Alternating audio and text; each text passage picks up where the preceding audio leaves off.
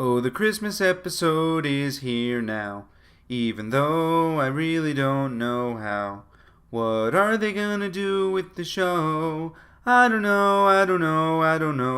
Yeah, the last episode seemed pretty cut and dry. I mean, it was the finale. We were supposed to be done with this, especially since the show has already established that these holiday specials would be in continuity with the season. So how are they gonna bring back the Rangers' powers? Let's hang on to our stockings and find out together as we look at episode 22, Past, Present, and Fusion.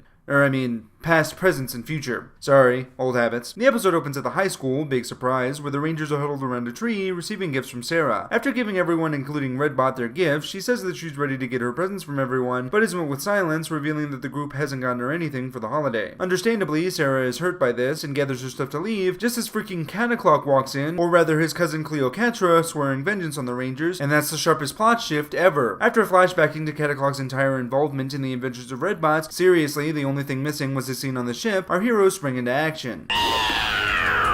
Man, I wish we still had our power stars. Wow, just when I thought it couldn't get any worse, you go and ruin Christmas. Anyway, Cleocatra freezes the Rangers with a time freeze ray as Sarah rolls out of the way, tackling the monster to the ground and grabbing her time box before escaping. Sarah runs through the shop outside and holy Kringle! Santa, what are you doing here? Just as Cleocatra catches up to the Pink Ranger, Sarah mashes a bunch of buttons on the machine and opens a time vortex, trapping herself and Santa between time and space. Hey, maybe now they can fix all the time travel science this time. Huh?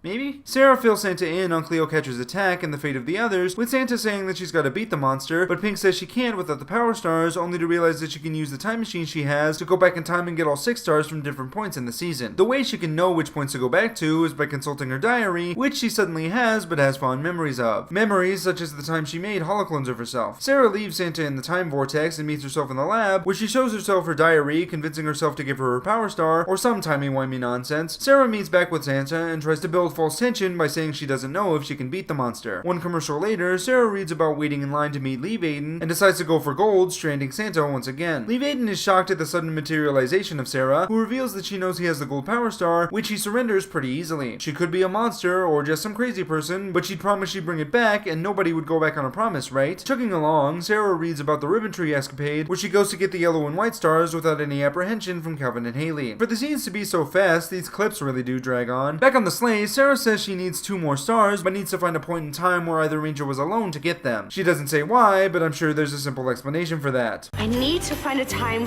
where either Preston or Brody were alone. Oh, maybe during the election for class president.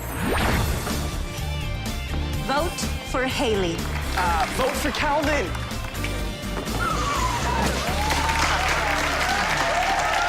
How dare you try to drag monkey business down with you? After Sarah just takes Preston's power stars, she goes back to Santa and decides to go to the final episode where the Rangers were captured by Galvanax in order to get the red star. Sarah says Brody can't give up his power star because of the final battle, but instead of picking any other time to go back to, she goes back anyway. Brody says he can't give her his star, much to the surprise of no one, as the episode forces more tension with another fade to black. Sarah presses the issue, with Brody ultimately giving his star to the Pink Ranger, who goes back to the time vortex with all 6 power stars in hand. I'm enthralled, aren't you? Santa says that he can finally make his deliveries for the holidays, and the only Christmassy thing about this, just as Sarah frees the sleigh from the time tomb. Sarah arrives at the school, just as Cleocatra freezes the Rangers, and as she chases Sarah out the door, Sarah comes in to free the others and morph before the cat lady can return. The now morphed Rangers chase Cleocatra outside and engage in a fight with the monster, where Brody calls on his battleizer, even though we know Sarah didn't go back to get that star. The Red Ranger gets a hold of the time controller, hitting buttons to make himself grow, I guess because we needed a reason for the Zords not to be here. Cleocatra also grows giant and attacks Brody in a pretty cool fight scene that ends with an interference by the Robo-Red Zord, but before we can question it, Brody uses the Lionfire Flame Strike to finish off the monster. Saving Christmas, I guess. The crew recons at shop class, where Sarah destroys the time box after returning the power stars, and says she's sorry about getting sad because her friends didn't get her anything for Christmas. She should totally be sorry that her friends didn't get her anything for Christmas. After tagging on that Christmas perhaps means a little bit more, the group hugs it out and Calvin tells Sarah that they of course got her a present before the team goes outside to find Santa Claus waiting for them. And the episode ends with Sarah and Santa flying into broad daylight to deliver presents, the rest of the team awkwardly waving goodbye. This episode is the yellow patch of snow for the season. Not only is it a bad episode, but it's also a really bad Christmas special. Firstly, we only ever touch on the plot at the beginning and the end of the episode, and despite Santa Claus being in a good chunk of the runtime, there's no mention of Christmas at all. Sarah is getting the spotlight yet again, but we never focus on her, and she gets all the power stars without any problems whatsoever. This is also another episode where Sarah is completely flawless, even though she's meant to apologize at the end. In fact, she's so perfect, Santa Claus apologized to her. There's no sense of danger, even though the show seems to think there is. Even the quote-unquote surprise of the team getting Sarah a gift at the end was boringly predictable. And that doesn't even get into the clips themselves. Sarah seemed to know how to work the time machine, so why would she choose the absolute worst times to go back to? Wouldn't it have been easier to get all the stars at once when nothing was going on? Why did each of the Rangers need to be alone in order for this plan to work? And more importantly, what does any of this have to do with Christmas? Overall, this episode is a train wreck that offers nothing to the season as a whole, and I say you're better off trying to eat a lump of coal this holiday season. Skip this episode and have a merry late Christmas. I'm Nick, aka IronMet1993, and may the power